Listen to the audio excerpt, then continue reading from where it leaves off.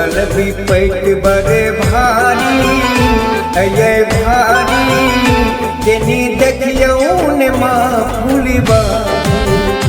केनी देखियौ ने माँ फूलिबा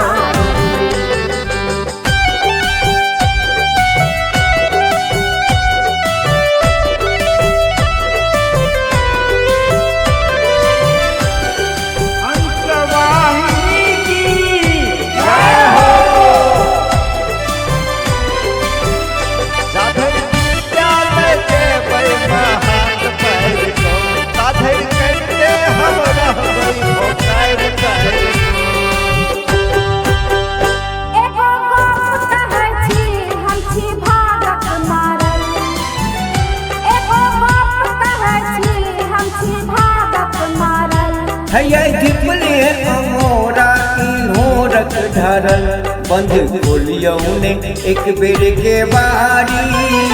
ये के बारी केनी देखियौ ने माँ फूलबारी केनी देखियौ ने माँ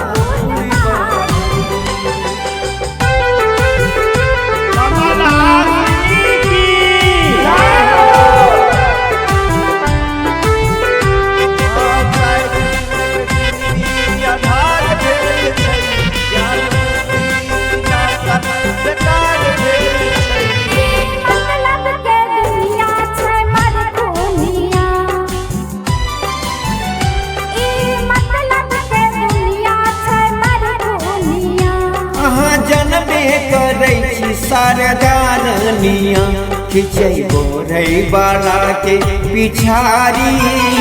ये पिछारी केनी देखियौ ने माँ फूलबारी केनी देखियौ ने माँ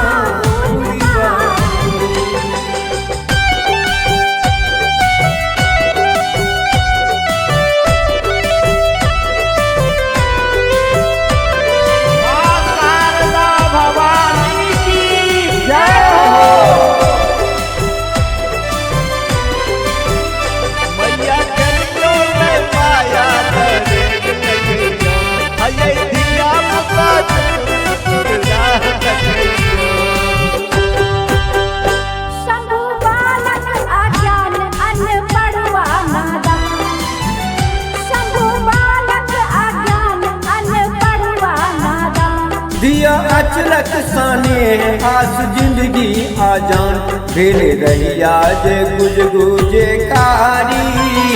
ये कारी केनी देखियौ ने माँ फूलबारी केनी देखियौ ने माँ फूलबारी हैया पड़ल विपैत बड़ भारी हैया भारी केनी देखियौ ने माँ फूलबारी केनी देखियौ ने माँ फूलबारी केनी